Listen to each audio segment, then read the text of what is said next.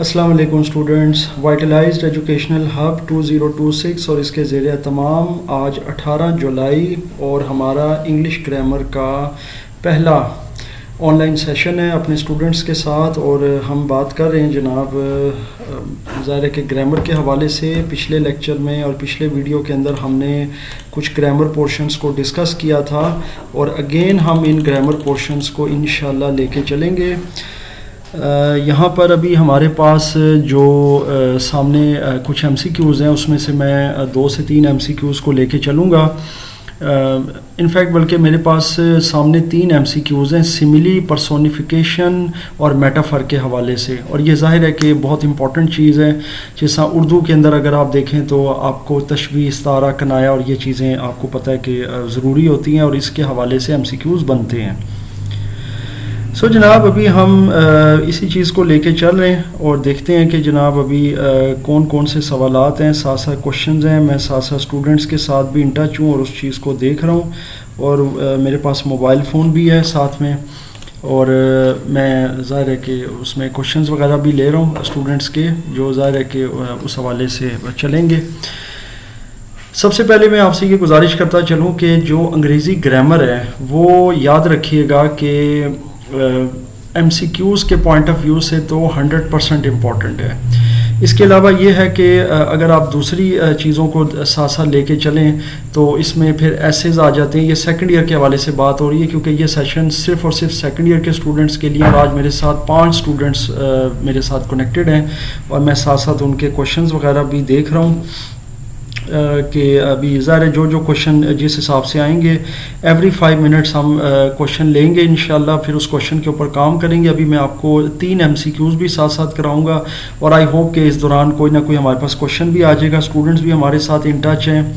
अभी 10:05 हुए हैं और 10:40 तक इंशाल्लाह ताला हमारा ये ऑनलाइन सेशन चलेगा और इस ऑनलाइन सेशन के अंदर फिर हम क्वेश्चंस को भी लेके चलेंगे और साथ में ज़ाहिर है और चीज़ें भी होंगी। इसीलिए ये जो वीडियो सेशन है ये लेक्चर भी है और ये हमारा एक कन्वर्सेशनल, एक यूँ कह सकते हैं कोलैबोरेशन वीडियो भी है।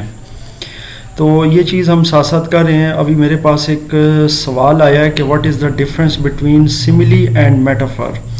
अच्छा जी, अब इसको देख लेते हैं कि जनाब ये सिमिली और मेटाफर जो है वो क्या चीज़ है।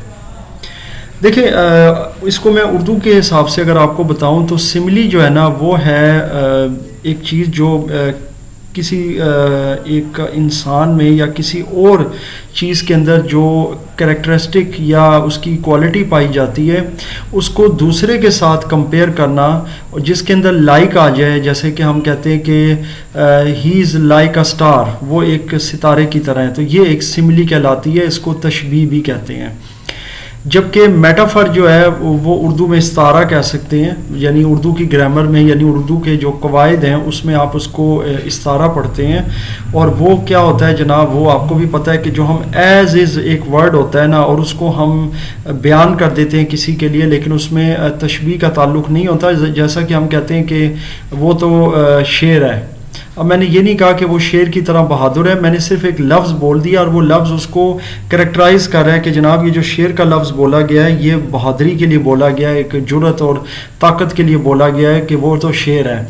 या बाप कहता है कि मेरा शेर आ गया, माँ कहती है मेरा लाल सोर है, मेरा चांद आ गया है, मेरा चांद स्कूल गया है, मेरा चांद स्कूल से आ गया। तो ये इस तरह के जो जुमले होते हैं ना ये सारे इस्तारे में यानी मेटाफर में आ जाते हैं। इसको इंशाल्लाह ताला अभी हम अंग्रेज़ी में भी लेकर चलेंगे। तो अभी ये चीज़ जो है ना अभी हमने सिमिली और मेटाफर को एक्सप्लेन तो किया, लेकिन अभी हम जा रहे हैं MCQs की तरफ।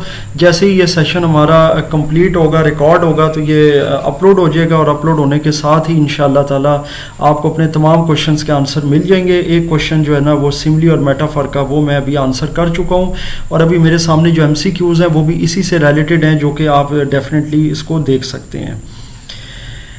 अच्छा जी, अभी आते हैं सामने MCQs की तरफ। अभी मैं क्वेश्चन देख रहा था कि जनाब कोई अगर लेट सपोज मज़ीद कोई क्वेश्चन आता है। क्वेश्चन तो हमारा हो गया है, मैं अभी दूसरा क्वेश्चन देख रहा था लेकिन नहीं है। चलें अभी स्टार्ट करते हैं जी अपने MCQs को, तो फिर उसके बाद जो है ना हम आगे चलेंगे। सबसे पहला MCQ है जी आज का, वो है choose the sentence that contains a simile.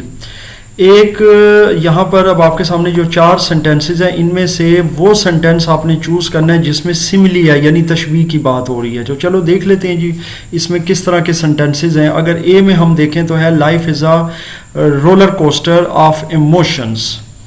अब इसमें सिमिली नहीं है क्योंकि सिमिली के लिए कोई ऐसा लफ्ज़ बीच में आना चाहिए लाइक, तो लाइक वाला वर्ड नहीं है, तो इसलिए this is not a simile. तो पहला तो जो MCQ है ना वो तो ये वाला हो गया है। बाकी अब चलते हैं यानी पहले MCQ का जो पहला ऑप्शन है, दूसरे ऑप्शन में चलते हैं। बिजी बीज burst around the blooming blossoms. तो ये शहद की मक्खियों के बारे में है कि बिजी बीज burst around the blooming blossoms. बहरहाल ये बिल्कुल भी सिमिली नहीं है, इसमें कुछ एक चीज़ की गर्दान बार बार हो रही है, तकरार हो रही है, so we call it a simile. Third जो इसके अंदर ऑप्शन है MCQ की वो है the green grass felt soft and dewy under foot. तो ये वाला जो ऑप्शन आपको नज़र आ रहा है ना, इसमें अगर आप देखें तो सिमिली नहीं है क्योंकि ये हरी घास के बारे में है। It felt soft and dewy under foot. तो ये तो एक बड़ी सिंपल सी चीज़ है क्योंकि इसमें ना तो सिमिली है ना ही कोई मेटाफर का ताल्लुक है। Her eyes sparkle like emeralds. हाँ जी, अब ये वाला जो चौथा ऑप्शन आया ना कि एक लड़की के बारे में हर आईज स्पार्कल्ड, उसकी आईज जो हैं वो चमकी लाइक एमरल्ड्स, वो हीरे मोतियों की तरह। तो डेफिनेटली की तरह का यहाँ पर एक मामला आ गया है। तो जब लाइक वाला वर्ड आ जाए तो फिर इससे पता चल जाता है कि जनाब ये सिमिली है। सो इस पहले MCQ का जो ये चौथा ऑप्शन है ABCD यानी D, वो बिल्कुल दुरुस्त है। सो आई एम श्योर कि आपको ये चीज़ जो है वो यहाँ तक समझ आ रही है कि किस तरीके से हम चलेंगे। अब दूसरे MCQ की तरफ चलते हैं कि दूसरे MCQ में क्या चीज़ मौजूद है। Which of the following expressions demonstrates personification. अब इनमें से कौन सा जो आपके सामने MCQ में से ये जो सेंटेंसेस दिए गए हैं, इनमें से कौन सा सेंटेंस जो है वो एक्सप्रेस कर रहा है या इसके अंदर ऐसे एक्सप्रेशन है जो डेमोन्स्ट्रेट कर रहे हैं पर्सोनिफिकेशन को। अब ज़रा पर्सोनिफिकेशन देख लेते हैं। Our teacher is an encyclopedia. हमारे टीचर एक इंसाइक्लोपीडिया हैं। अच्छा जी, अब अगर हम इस चीज़ को देखें तो इंसाइक्लोपीडिया अगर कहा जा रहा है एक उस्ताद को, जैसे our teacher is an encyclopedia, तो ये सिमिली नहीं है, पर्सोनिफिकेशन भी नहीं है, ये आई थिंक मेटाफर है। ये मैं इसलिए मेटाफर इसमें बता रहा हूँ क्योंकि डेफिनेटली मेटाफर का भी तो पता होना चाहिए कि किस तरह की एग्जांपल हो सकती है। जैसे मैं कहता हूँ कि my brother is a lion, मेरा भाई तो शेर है, तो ये मेटाफर होगा क्योंकि इसमें लाइक का कोई वर्ड नहीं है, सिंपल कहा गया my brother is a lion. या इसी तरीके से जैसे मैं अपने किसी स्टूडेंट को कहूँ कि हाउ यू माय टाइगर, तो ये सब जो है ना ये वर्ड्स मेटाफर में आएंगे, यानी इस्तारे में। मतलब मैं सासा उर्दू में भी बता रहा हूँ ताकि आपको मेटाफर इस्तारा ये समझ आ जाए। तो बहरहाल our teacher is an encyclopedia personification में नहीं आता, ये आ रहा है मेटाफर में। आगे चलते हैं जी। यहाँ पर है जी the shadows crept silently across the room. अब यहाँ पर इसको अगर आप समझें कि ये किस तरह का ये सेंटेंस है कि साए, ये शेडो जो है ना ये साए के हवाले से है क्योंकि ये कोई शाम के साए हो सकते हैं, रात के वक्त कोई साए हो सकते हैं। तो ये क्रेप्ट यानी कि रेंगते हुए आए बड़ी खामोशी के साथ अक्रॉस द रूम, और कमरे के अंदर, यानी शायराना बात हो रही है। जैसा शायर लोग अक्सर इस तरह की बातें करते हैं कि रात के साए तारीकी में और बहुत खामोशी के साथ रेंगते रेंगते जो थे जी वो कमरे में आ गए। तो अगर इसको देखा जाए तो अभी हम देखते हैं कि ये क्या चीज़ है। ये सिमिली तो नहीं हो सकता क्योंकि उसमें लाइक वाला ऑप्शन नहीं आ रहा, जैसा यहाँ हमने किया था her eyes sparkled like emeralds, तो ये सिमिली तो नहीं है। अब आते हैं कि मेटाफर है, तो मेटाफर बिल्कुल नहीं है क्योंकि इसमें एग्जैक्टली वो चीज़ नहीं कही गई। हाँ, शेडोज़ को अगर क्रेप्ट के साथ देखें तो क्रेप्ट जो है रेंगना, ये तो किसी इंसान, किसी जानवर या कीड़े की सिफ्त हो सकती है क्योंकि रेंगती सिर्फ ये चीज़ें जो जानदार होती हैं। तो साया तो जस्ट बेजान है, वो तो आपको भी पता है कि ज़मीन की गर्दिश और सूरज के साथ उसके जो एक एंगल होते हैं उससे साए गहरे होते हैं, बढ़ते हैं और घटते हैं। तो इसलिए ये साए के साथ जो रेंगने वाला लफ्ज़ ऐड कर दिया गया है जो कि ज़ाहिर है किसी इंसान का ट्रेट है, तो या किसी जानवर का या किसी और किसी कीड़े मकोड़े का ट्रेट है। सो ये बेसिकली पर्सोनिफिकेशन है जी, यानी पर्सोनिफाई कर दिया गया। पर्सन कहते हैं कोई इंसानी कोई चीज़ ऐसे बताना, तो ये बेसिकली पर्सोनिफाई कर दिया गया है। The shadows crept silently across the room, तो इसमें शेडोज को पर्सोनिफाई कर दिया गया। क्रेप्ट के साथ शेडोज एक बेजान चीज़ है। क्रेप्ट करना जो है ये कोई इंसानी या कोई जानवर या किसी कीड़े की सिफत हो सकती है, तो इसलिए ये जो चीज़ है ना ये बेसिकली इसके साथ एसोसिएट कर दी गई है, तो ये पर्सोनिफिकेशन है। तो ये जनाब तीसरे नंबर पर आते हैं। वैसे चलो यहाँ तक तो ठीक हो गया, लेकिन बाकी दो भी देख लेते हैं कि ये किस टाइप के हैं। सो इसके अंदर अब ये वाला देखते हैं, हर वेलवेट ड्रेस। अब यहाँ पर देखेंगे shimmered like moon light on water. अब ये है कि जनाब पानी में उसका जो, यानी एक लड़की है और उसका वो बताया जा रहा है कि ये वेलवेट ड्रेस है। वेलवेट यानी कि वेलवेट का बना हुआ है उसका कपड़े का जो उसका पैरहन है, वो रात की जो चांद की रोशनी है, मून लाइट है, चांदनी में वो जनाब पानी में चमक रहा था या चमका। तो इसमें तो एक आम सी चीज़ है, इसमें कोई किसी किस्म का जो है ना वो नहीं है, ना तो कोई सिमली या ऐसा कुछ है। अच्छा, लेकिन सिमली सॉरी हो सकती है क्योंकि लाइक मून लाइट है, तो यहाँ पे लाइक का जो लफ्ज़ है ना ये सिमली है, क्योंकि हर velvet dress shimmered like moonlight. तो यहाँ पर चूंकि लाइक आ गया तो जनाब ये सिमली बन गया है। बहरहाल ये जो क्लियर हो गया।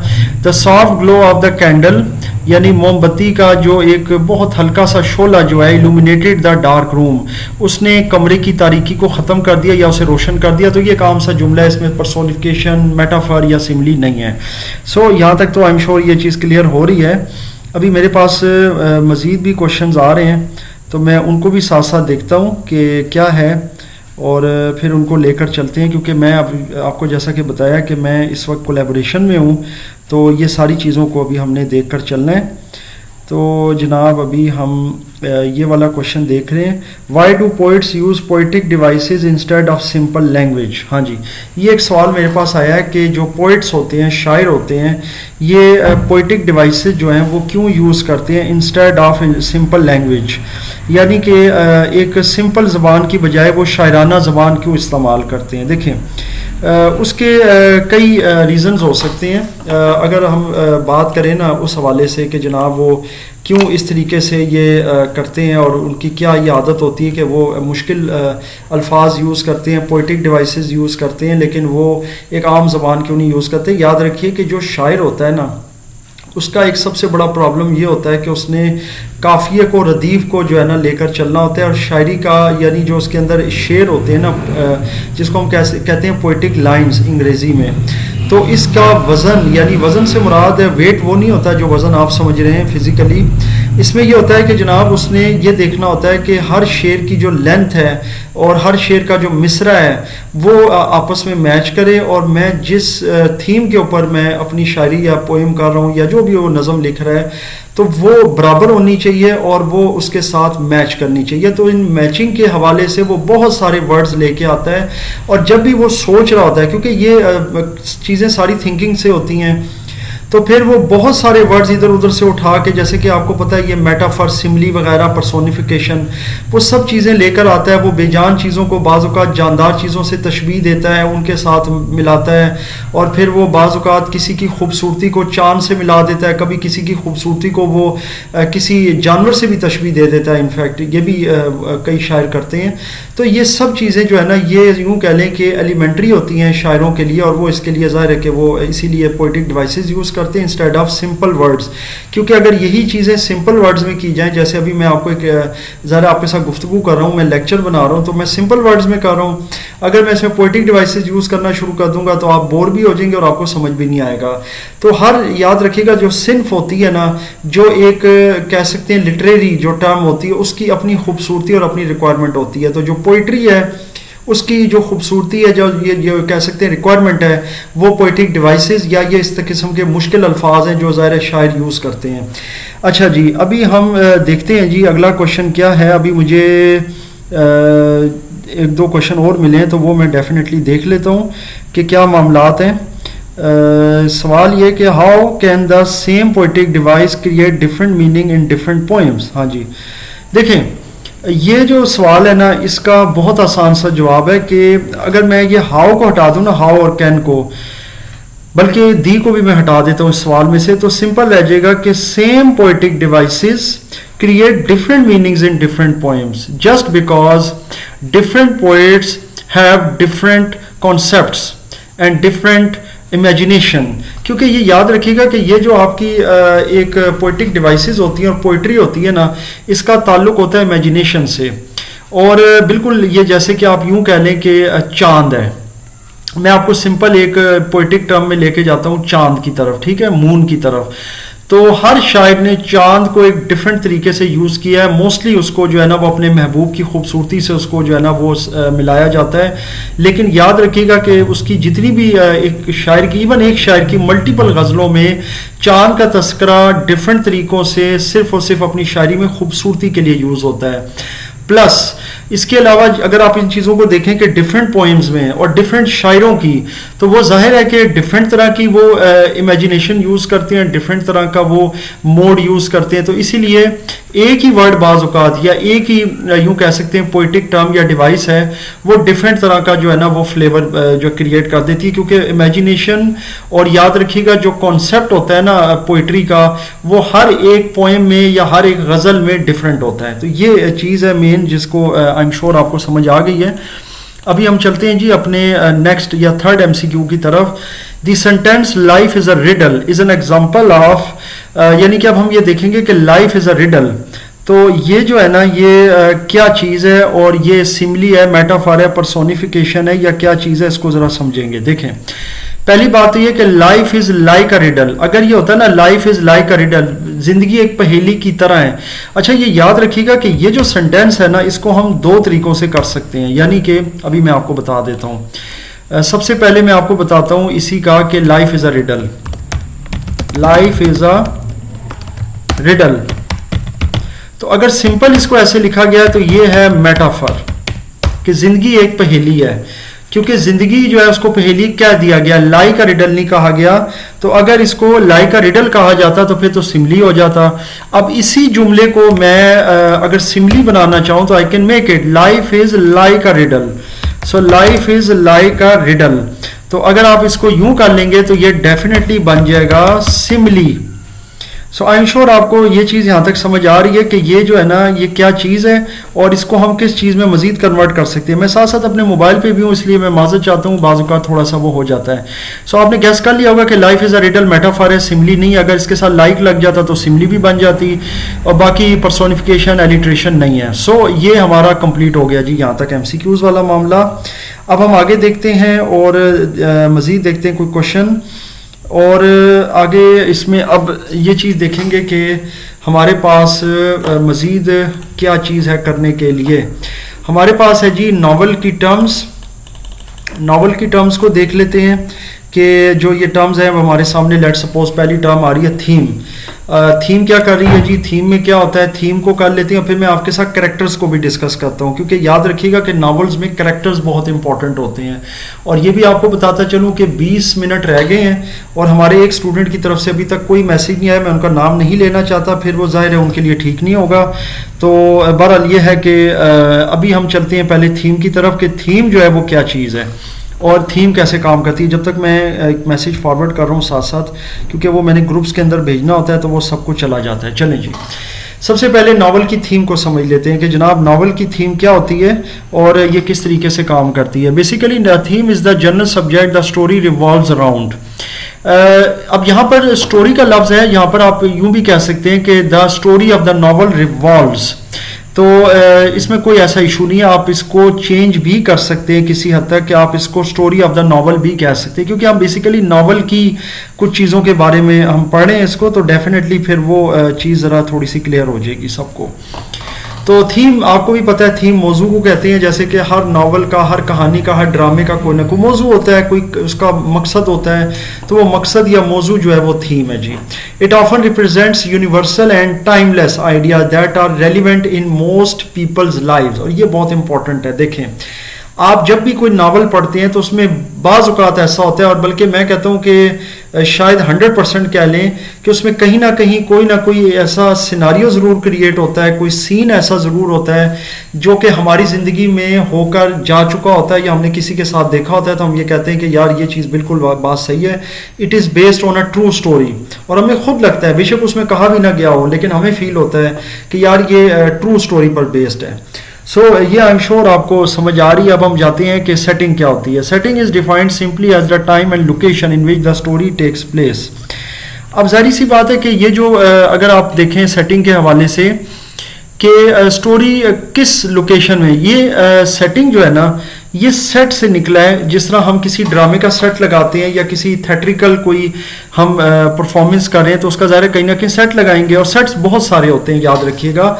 ये घरों के अंदर भी सेट लगते हैं, आउटडोर भी लगते हैं। जैसे कि अब मिसाल के तौर पे मैं अपने लेक्चर्स रिकॉर्ड करता हूँ तो आपने ये देखा होगा कि मेरे बैक एंड पे आपको वाइट बोर्ड नज़र आ रहा है। ये जो पूरा सिनारियो है, यहाँ पर मेरे पास कैमरे भी हैं, इसके अलावा टेबल्स हैं, फिर इसके अलावा मेरी लैब्स हैं, तो ये सारे मेरे अपने सेट्स हैं। तो सेट्स बेसिकली याद रखिएगा कि वो लोकेशन होती है, वो सेटिंग होती है जहाँ पर हम कोई भी चीज़ परफॉर्म करते हैं। जस्ट लाइक अब मैं अपने लेक्चर्स रिकॉर्ड करता हूँ तो डेफिनेटली उसके लिए मुझे सेट चाहिए होता है, उसके लिए मुझे सिटिंग चाहिए होती है, चेयर्स, टेबल लाइक इस तरह की कोई चीज़। फिर इसके अलावा मुझे कोई बैकग्राउंड चाहिए होता है, जैसे कोई एक प्लेन दीवार है या कोई वॉलपेपर है या इस तरह का वाइट बोर्ड है जिस पर मैं ज़ाहिर कुछ लिख रहा हूँ।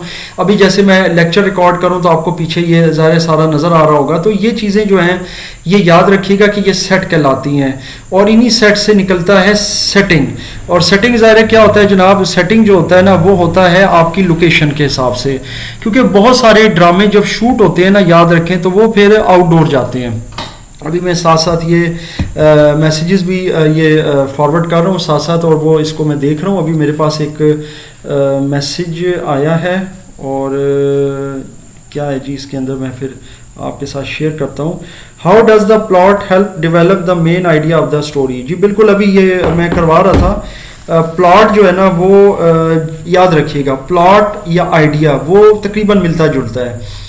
कोई भी स्टोरी, नावल, ड्रामा, कहानी, कोई भी चीज़ चल रही है उसमें प्लॉट की बड़ी अहमियत होती है। प्लॉट के वही सेम स्पेलिंग है PLOT, जो नॉर्मली आप समझते हैं कि जो जिस पर हम घर बनाते हैं वो भी एक प्लॉट होता है। प्लॉट एक बेसिकली याद रखिएगा एक बिल्कुल एक आम सा एक स्ट्रक्चर या एक स्केच होता है जिसके ऊपर आपकी पूरी बिल्डिंग खड़ी होती है। इसी तरीके से जो नावल का प्लॉट होता है उसके ऊपर भी नावल की पूरी कहानी, नावल की सिचुएशन, उसके कैरेक्टर्स, उन कैरेक्टर्स के जो डायलॉग्स होती हैं, उनकी जो सिचुएशंस होती हैं वो पूरी की पूरी खड़ी होती हैं उस प्लॉट के ऊपर, याद रखिएगा। तो ये जो सवाल है ना, how does the plot help develop the main idea of the story, तो डेफिनेटली आप इसको हाउ डज को हटा दें तो very simple, the plot help develop the main idea of the story just because the plot is the basic or foundation of any story, drama, novel, जो भी है, प्ले वगैरह आप परफॉर्म करें तो वो उसके साथ वो होता है। सो जनाब अभी हम देखते हैं कि ये चीज़ तो सेटिंग वगैरह आपको समझ आ गई है। आगे देखते हैं मज़ीद हमारे पास क्या क्या चीज़ें हैं। अच्छा जी, अब हमारे पास ये आ रहा है बहुत इम्पॉर्टेंट कॉन्सेप्ट, और वो है जी हमारे पास एंटागनिस्ट का और प्रोटैगनिस्ट का। अच्छा, अब ये ज़रा समझते हैं कि ये क्या है जी। याद रखें कि जो प्रोटैगनिस्ट्स होते हैं ना ये किसी भी स्टोरी के अंदर ये चल रहे होते हैं और अपना काम कर रहे होते हैं। इनका काम ये होता है कि जनाब ये स्टोरी को लेकर चलते हैं। वो आप किसी हीरो से भी एसोसिएट कर सकते हैं इनको, और ये आप इनको एसोसिएट कर सकते हैं हीरो के वालिदैन से भी, या जो बाज़-औक़ात मेन कैरेक्टर से हट के कुछ मेन कैरेक्टर या जो मरकज़ी किरदार होता है ना जिसे सेंट्रल कैरेक्टर कहते हैं नावल का, उसके आगे जो बहन भाई या उसके दोस्त अहबाब या उससे कोई मिलते जुलते जो रिश्तेदार हैं वो भी आपके प्रोटैगनिस्ट का उसके अंदर आ जाते हैं। एंटागनिस्ट जो होते हैं ना वो उसके ऑपोजिट होते हैं। कहने का मकसद यह है कि आपको मैं बड़ी एक सिंपल सी मिसाल अगर इन दोनों की दे दूं तो वो है हीरो और विलन। मतलब है हीरो का मकसद होता है कि वो ज़ाहिर है कि हीरोइन को हासिल करना चाहता है, और जो विलन होता है वो उसके रास्ते में रुकावटें खड़ी करता है। इसी तरीके से किसी जो एक ऐसी स्टोरी या नावल होता है जिसमें कोई मुहिब वतन या पैट्रियट दिखाया जाता है, वो अपने मुल्क के लिए कोई काम कर रहा है, कोई मिशन सर अंजाम दे रहा है, और उसके रास्ते में जो रुकावटें खड़ी कर रहा है वो एंटागनिस्ट है। यकीनन अब आपको समझ आ गई है कि एंटागनिस्ट जो होती है ना वो नेगेटिव फोर्सेस होती हैं, या वो फोर्सेस होती हैं जो अपोज करती हैं उसके किसी भी काम को, प्रोटैगनिस्ट के। यानी जो भी कैरेक्टर्स अपना काम कर रहे होते हैं उनको वो अपोज करती हैं या उनके काम में रोड़े अटकाती हैं, हर्डल्स क्रिएट करती हैं। तो ये बेसिकली इनका कॉन्सेप्ट है जी। आगे चलते हैं जी हम प्लॉट एंड स्ट्रक्चर की तरफ, जो कि मैं ज़ाहिर अभी भी डिस्कस कर रहा था, और इसको समझ भी लेते हैं कि ये क्या है। The plot of a work is defined as the sequence of events. अब ये याद रखिएगा कि ये अभी मैंने जैसा कि आपको बताया कि जो प्लॉट होता है ना, ये क्या होता है, ये बेसिकली बिल्डिंग ब्लॉक्स होते हैं, बेसिक या फाउंडेशन होती है किसी भी चीज़ की, और ये उसको लेकर चलती है ज़ाहिर स्टोरी को या आपके पूरे सिनारियों को। जो भी आप नावल लिख रहे हैं या अगर आप खुद लिखा रही हैं, ऑथर हैं लिखने में, या मिसाल के तौर पर आप पढ़ भी रहे हैं, उसके अंदर जितने भी इवेंट्स होते हैं, जितने भी काम होते हैं ना, तो उनको ये बेसिकली जो है वो लेकर चलता है। और साथ में जाहिर है कि वो उसकी पहली लाइन से आखिरी लाइन तक उसका पूरा उसने यूँ कह सकते हैं इम्तजाज करना होता है। या आप दूसरे लफ्ज़ों में ये कह लें कि प्लॉट क्या होता है। प्लॉट वो होता है जो जिसके लिए हम नावल पढ़ रहे हैं, ये वो प्लॉट होता है जी। अब कैसे, मिसाल के तौर पर जी मुझे डिटेक्टिव या जासूसी नावल पसंद है, तो मुझे पता है कि मैं भाई जो भी नावल उठाऊंगा, मतलब मेरी अगर बहुत फेवरेट सीरीज़ देखें, मैं भी वो आपके साथ शेयर कर लेता हूँ। इमरान सीरीज़ है इब्ने सफ़ी की, उसके बाद मज़हर कलीम एम ने लिखी थी, फिर उसके अलावा इश्तियाक अहमद के नावल्स हैं बहुत ज़्यादा, वो तो सैकड़ों की तादाद में मेरे पास ज़ाहिर मौजूद थे। अब उसमें क्या चीज़ है, जब मैं देखूंगा प्लॉट, तो वो ये जासूसी होगी या उसमें उस तरह की चीज़ें होंगी। तो प्लॉट क्या है, plot is basically what you are looking for in a novel, what you are looking for in a drama. आप कोई मिसाल के तौर पे ट्रायंगल लव स्टोरी देख रहे हैं, तो आपको फिर प्लॉट उसके अंदर वही मिलेगा कि उसके अंदर एक हीरो हीरोइन होगा, साथ एक विलन हो जाएगा, या कोई एक तीसरी कोई लड़की आ जाएगी उसके अंदर, दूसरी कोई, यानी कि वो उसके साथ यानी कि, तो ये चीज़ें जो है ना, ये हमें पता होता है कि ये प्लॉट में मौजूद होंगी। तो plot basically is what a story basically is based upon. तो ये प्लॉट होता है जी इस चीज़ का। सो ये यहाँ तक आई एम श्योर आपको समझ आ रही है। इसी तरीके से बिगनिंग, एक्सपोजिशन और कन्फ्लिक्ट, इसको समझ लेते हैं कि ये जनाब क्या चीज़ होती है। This is the very beginning of a story, यानी कि जो बिगनिंग या एक्सपोजिशन होता है ना, एक्सपोज से निकला है ये, यानी कि वर्ड जो है ना, तो ये किस तरह से काम करता है। देखें, अब लेट सपोज आप कोई भी नावल जो है ना वो चलाना चाह रहे हैं, ठीक है। अब नावल चलाने के लिए सबसे ज़्यादा ज़रूरी क्या चीज़ है, अगर आप गेस करें तो सबसे ज़्यादा ज़रूरी आपको जो चीज़ मिलेगी वो ये होगी कि जनाब आपने एक्सपोज करना है स्टोरी को सबसे पहले, क्योंकि कोई भी बंदा, कोई भी पर्सन, ज़ाहिर है कि अगर वो आपकी कहानी पढ़ रहा है तो उसको ये नहीं पता कि क्या हो रहा है। ये मैं आपके साथ एक बड़ी इंटरेस्टिंग चीज़ शेयर करता हूँ। मिसाल के तौर पर अगर आप मूवीज़ देखें, तो मूवीज़ के अंदर आम तौर पर पहले 4 या 5 मिनट के अंदर मैक्सिमम कैरेक्टर्स को इंट्रोड्यूस करवा दिया जाता है कि जी हमें पता चल जाता है कि यार ये बंदा जो है ना, ये कोई पुलिस वाला है, और ये किसी ने भी जो रोल प्ले किया, किसी भी हीरो ने, कोई भी जो सेलिब्रिटी है, और ये बड़ा ईमानदार है, या हमें पता चल जाता है कि कोई बहुत बेईमान इंसान है और स्टोरी इसके गिर्द घूम रही है। फिर उसकी गर्लफ्रेंड या उसकी कोई मोहब्बत होती है, वो भी 2-4 मिनट में वो समझ आ जाती है कि ये वाली है जी, ये इसका क्रश है। फिर इसके अलावा कोई नेगेटिव फोर्सेज हैं, वो भी 2-4-5 मिनट में आपके सामने आ जाती हैं। फिर बाकी की तमाम स्टोरी, कहानी, ड्रामा, नावल या फिल्म जो भी चल रही होती है, वो प्रॉपरली उस वे में जो है ना जब चलती है, तो हमें एक्चुअली वो सारे कैरेक्टर्स का पता होता है। हमें ये पता होता है कि यार ये आदमी अगर काम कर रहा है तो ये पॉजिटिव वे में कर रहा है, क्योंकि ये पॉजिटिव कैरेक्टर है इस मूवी का। ये बंदा जो काम कर रहा है, ये अगर पॉजिटिव कर भी रहा है तो सिर्फ दिखाने के लिए, लेकिन ये है असल में नेगेटिव है, और ये सिर्फ हमदर्दी हासिल करने के लिए या शो ऑफ करने के लिए नेगेटिव कर रहा है। तो ये जो एक्सपोजिशन होती है, ये बेसिकली शुरू के 5 मिनट के अंदर सारी कर दी जाती है, चाहे आप कोई नावल पढ़ रहे हो, चाहे आप कोई फिल्म देख रहे हो या कोई ड्रामा हो। और स्टार्टिंग में ये चीज़ बता दी जाती है ताकि लोगों का एक इंटरेस्ट डेवलप हो जाए, और डेवलप होने के बाद वो डेफिनेटली उसके बाद उस नावल को, कहानी को, ड्रामे को समझ जाते हैं कि जनाब इसमें क्या क्या चीज़ें मौजूद हैं, और वो फिर ज़ाहिर है कि उस हिसाब से उसके अंदर वो इंटरेस्ट अपना शो करेंगे। सो ये एक्सपोजिशन होती है जी। कन्फ्लिक्ट क्या होता है, just like in a real life, कि जनाब आप ज़ाहिर देखते हैं कि जिस तरह आपकी रियल लाइफ में कन्फ्लिक्ट्स आते हैं, मसाइल आते हैं, परेशानियां आती हैं, उसी तरह के कन्फ्लिक्ट्स आपके ड्रामों में, नावलों में और इन चीज़ों के अंदर भी आते हैं कि जनाब आप किस तरह के कन्फ्लिक्ट्स का सामना कर रहे हैं। मिसाल के तौर पर अब एक स्टोरी है, कोई भी स्टोरी आप कर रहे हैं, तो उस स्टोरी के अंदर आपको कोई ना कोई प्रॉब्लम दिखाई जाएगी, कोई मुख्तलिफ तरह के क्लैशेस दिखाए जाएंगे, और वो फिर जाहिर है कि वो चीज़ें डेफिनेटली आपका इंटरेस्ट डेवलप करेगी, या यूं कह सकते हैं it is the central struggle that motivates the characters and lead to a work's climax. Climax का मतलब है जो उसके बिल्कुल एंड रिजल्ट की तरफ हमें लेके जाता है। तो ये जो सेंट्रल स्ट्रगल होती है, याद रखिएगा, ये मोटिवेट करती है कैरेक्टर्स को। कैरेक्टर्स वही होते हैं जो किरदार होते हैं कहानी के, यानी उस कहानी में, चाहे वो नावल में आप पढ़ रहे हैं चाहे किसी ड्रामे में देख रहे हैं, वो उनको आगे लेकर चलती है। वो फिर हर कैरेक्टर अपने जो ज़ाहिर है उसके गिर्द एक कहानी घूम रही होती है, उस कैरेक्टर के अंदर रहकर वो किरदार जो होता है ना, वो जो पर्सन होता है वो अपना काम करता है और फिर वो उस एंड तक जाके वो उसने जो भी करना होता है वो ज़ाहिर है उसमें परफॉर्मेंस होती है। राइजिंग एक्शन होता है जी उसके अंदर। राइजिंग एक्शन डेफिनेटली वो है that leads up to the climax and plot. वो फिर ज़ाहिर है कि लेकर चलता है। और ये याद रखिएगा आपके एग्जाम पॉइंट ऑफ व्यू से, ये कन्फ्लिक्ट, राइजिंग एक्शन, एक्सपोजिशन और क्लाइमैक्स, ये बहुत ज़रूरी है इसको समझना। अभी वैसे क्लाइमैक्स मैंने थोड़ा सा क्लियर भी किया है, तो मैं मजीद इसको क्लियर कर भी देता हूँ। राइजिंग एक्शन तो आई एम श्योर आपको समझ आ गया है कि most importantly writers use rising action to build tension that comes to a head during the plot's climax. ये आपको पता है इस तरह के एक्शंस होते हैं, जैसे मिसाल के तौर पे किसी बच्चे को अगवा कर लिया, बिलअमूम ऐसा होता है किसी ड्रामे में, कहानी में, फिल्म में या नावल में हीरोइन को उठा लिया जाता है या उसको किडनैप कर लिया जाता है, कहीं बंद कर दिया जाता है, या किसी जगह किसी सिचुएशन में हीरो को या उसके किसी रिलेटिव को उठा लिया जाता है या भाई बहन को। तो इस तरह के चीज़ें जो है ना, ये एक्शन सिर्फ और सिर्फ जो होता है ना एक मूवी में, ड्रामे में, कहानी में, नावल में टेंशन और एक थ्रिल पैदा करने के लिए किया जाता है ताकि उसको फिर उसके क्लाइमैक्स तक ले जाया जाए। क्लाइमैक्स क्या होता है?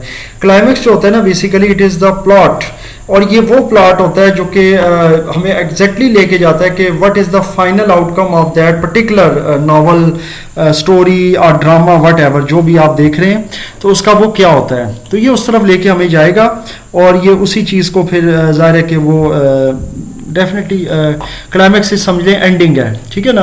You can usually identify the climax by figuring out which part of the story is the moment where the hero will either succeed or totally fail. यहाँ पर आपको मेरा ख्याल है यहाँ समझ आ गई इस लाइन में या ये सेंटेंस जो है कि क्लाइमैक्स से आप ये भी अंदाज़ा लगा सकते हैं कि क्लाइमैक्स एक ऐसा पार्ट है उस मूवी का या उस नावल का या कहानी का जो आप पढ़ रहे हैं, जहाँ पर आपको ये एहसास हो जाता है कि जी हीरो जो है कामयाब होगा या नाकाम होगा। वैसे तो अक्सर औकात एंड तक हमें कुछ पता नहीं चल रहा होता, बिल्कुल एंड के आखिरी 1 या 2 मिनट में जो है ना उसकी सक्सेस का या फेलियर का पता चलता है। नॉर्मली वो सक्सेसफुल ही होता है। फॉलिंग एक्शन, फॉलिंग एक्शन क्या? It is everything that happens after the books climax but before the resolution, यानी वो जो तमाम फैसला होता है उससे पहले वाला जो है वो फॉलिंग एक्शन होता है। This is where writers tie up any loose ends and start bringing the book section to a close। बस ठीक है, बाकी रेजोल्यूशन या डिनोटमेंट ये चीज़ें आ जाती, तो ये चीज़ें वो हैं कि ये कंक्लूजन है जी, ये उसका फैसला या एंड रिजल्ट होता है कि जनाब वो क्या चीज़ आ जाती है और उसमें वो किस तरीके से काम करती है। क्योंकि याद रखिएगा कि इसमें इश्यूज रिजॉल्व हो जाते हैं हैप्पीली, ज़्यादातर वो हैप्पी एंडिंग्स में आ जाता है और वो सारा जो है ना वो क्लियर हो जाता है। For example, the resolution in Romeo and Juliet involves, spoiler alert, the death of both main characters. This might not be the kind of ending you want, but it is an ending, which is why it is called the resolution. अब Romeo Juliet में ज़ाहिर है वो दोनों character जो होते हैं ना, जो रोमांटिक कैरेक्टर्स हैं, जो लवर्स हैं, वो दोनों मर जाते हैं एंड पे, जो कि ज़ाहिर है ऐसी एंडिंग है जो लोग अक्सर औकात नहीं देखना चाहते, वो एक्सपेक्ट नहीं करते, लेकिन डेफिनेटली ये एंडिंग है and that is why it is called है रेजोल्यूशन। तो ये जनाब चीज़ है और यहाँ तक आई एम श्योर आपको समझ आ रही है। अब मैं देखता हूँ एक मज़ीद मेरे पास क्वेश्चन है, how do the elements of a novel work together to create a complete story. Yes, this is a very important question. और अब आई थिंक हमारा भी क्लोजिंग का टाइम हो रहा है। We are having last 5 minutes of this particular video session. तो अभी हम अपने आखिरी 5 मिनट की तरफ जा रहे हैं जी, और उसके अंदर हम ज़ाहिर है कि फिर इस आखिरी क्वेश्चन को लेंगे इंशाअल्लाह ताला और फिर इसको हम रिकॉर्ड भी कर लेते हैं। सबसे पहले तो ये है कि जी how do the elements of a novel work together to create a complete story. याद रखिएगा, a novel is always consisted of its elements and it revolves around its characters. कोई भी नावल है, अब चूंकि नावल की बात हो रही है तो मैं नावल तक ही रहूँगा।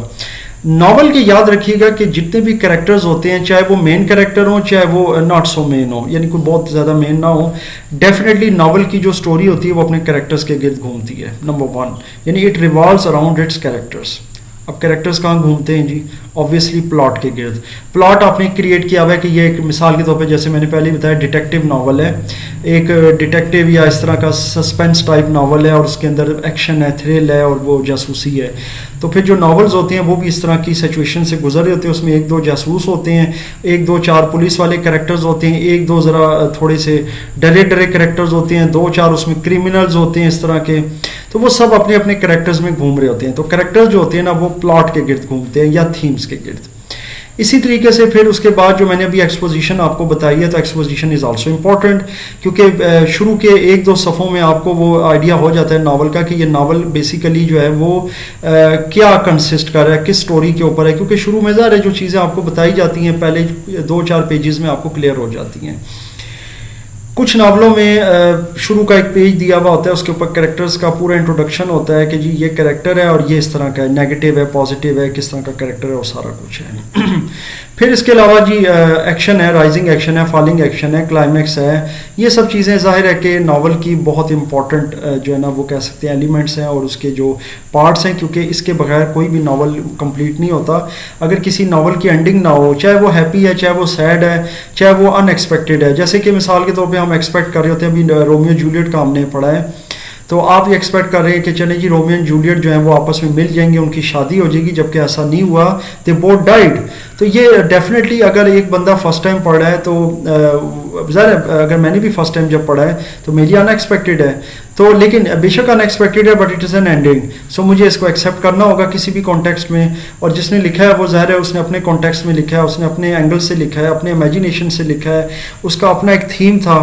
तो इसीलिए याद रखिएगा कि elements of a novel work together to constitute a complete story and of course an extravaganza that goes through your mind, और आप में वो एक्साइटमेंट आती है, आप वो नावल पढ़ते हैं, उसको एंजॉय करते हैं। ये बेसिकली नावल के एलिमेंट्स होते हैं जी।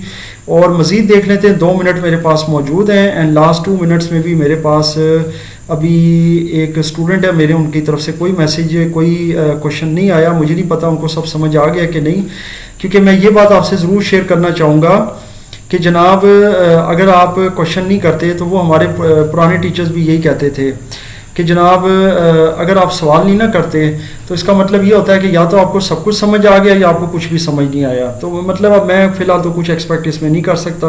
बहरहाल ये है कि 5 में से 2 स्टूडेंट्स की तरफ से क्वेश्चन हमारे नहीं आए और 3 स्टूडेंट्स ने क्वेश्चन किए हैं, और मज़ीद मेरे पास अभी 2 मिनट हैं, तो मैं डेफिनेटली अभी अगला क्वेश्चन ले रहा हूँ। Why is the ending of a novel important?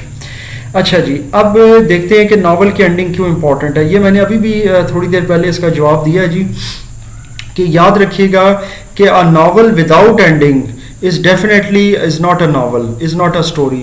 वो तो एक कह लें कोई रिपोर्ट है या कोई कह लें कोई एक न्यूज़ है। जैसे एक न्यूज़ आती है कि जनाब फ़लाँ जगह के ऊपर आग लगी हुई है, रात को ज़रा 12-1 बजे आग लगी है, या उससे पहले लगी, अखबार में एक छोटी सी वो न्यूज़ आ गई है, या अभी टीवी पर आ गई है कि जी वो आग लगी हुई है और अभी आग बुझाने की कोशिशें जारी हैं, वो एक अधूरी खबर आ गई आपके सामने, तो वो तो एक सिंपल न्यूज़ बन जाएगा ना। वो फिर जब नावल की एंडिंग नहीं होगी तो it will not give you a complete feeling, it will not complete you, it will actually not furnish you a complete sense. ये आपको कंप्लीट सेंस नहीं देगा आपको उस लिहाज से। तो जब तक एक नावल की प्रॉपर एंडिंग नहीं होगी, चाहे वो हैप्पी हो, सैड हो, it does not matter, but it has to have an ending.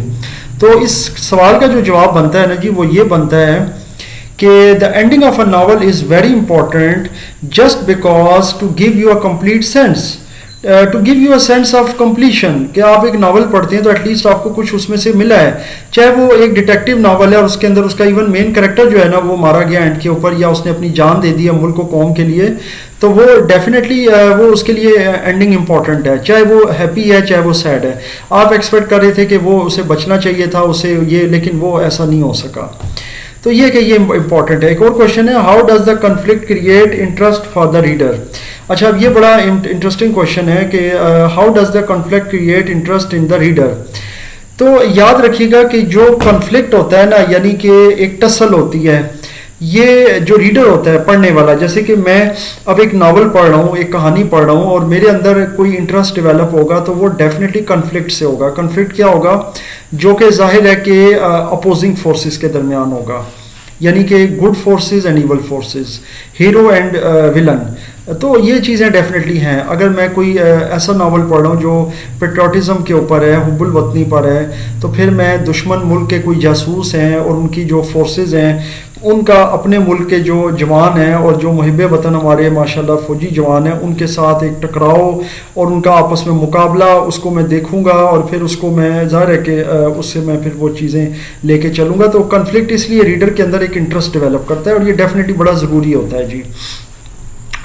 तो ये चीज़ जनाब यहाँ पे आ गई कि अब यहाँ पर एक वॉइस के अंदर जी मेरे पास एक क्वेश्चन आया हुआ है, मैं देख लेता हूँ whether I have a question और नॉट। यहाँ पर एक क्वेश्चन है जो कि 10:15 पर आया, मैं उसको सुन लेता हूँ जी। सर अगर इसमें ऐसा होता है कि ये तो आप कह रहे हैं कि मेटाफोर हो गया, माय ब्रदर इज अलाइव, अगर इसमें ऐसा होता है my brother look like a line, मतलब मेरा भाई एक शेर की तरह लगता है। हाँ, इसका जवाब मैं बेटा दे चुका हूँ। पहली बात तो ये कि लुक्स लाइक अ लाइन होता है, लुक नहीं है। इसमें ऐसा लगेगा क्योंकि ही शी इट जो है ना ये सिंगुलर है, तो इसके साथ एस और एस आता है। तो लुक्स लाइक ये मैंने बता दिया आपको कि ये सिमली है, ये तशबीह है। और अगर लाइक का वर्ड ना हो, सिंपल हो, जैसे ही इज़ अ लायन, या किसी को बेवकूफ़ी वजह से हम कहें यार वो तो गधा है, ही इज़ अ डोंकी, तो फिर वो ये सिंपल मेटाफर है जी। मेटाफर मीन्स कि वो एक इस्तार है। तो ये तो डेफिनेटली एक सिंपल सा जो है ना ये क्वेश्चन आ गया इधर। तो ये जनाब हमारा आज का सेशन, उम्मीद है कि हमारा आज का सेशन अच्छा रहा है माशाल्लाह। अभी एक मज़ीद स्टूडेंट का क्वेश्चन नहीं आया, ये एक वॉइस में था तो वो ऊपर चला गया था। बहरहाल आई एम श्योर कि आपको आपके क्वेश्चंस के जवाब भी मिल गए और अल्हम्दुलिल्लाह हमने एक बड़ी कामयाबी के साथ ये सेशन किया। इसमें किसी किस्म के कोई भी क्वेश्चंस हों, कन्फ्यूजन्स हों या कोई भी आपके प्रॉब्लम्स हों तो मुझसे आप ज़रूर शेयर कीजिएगा।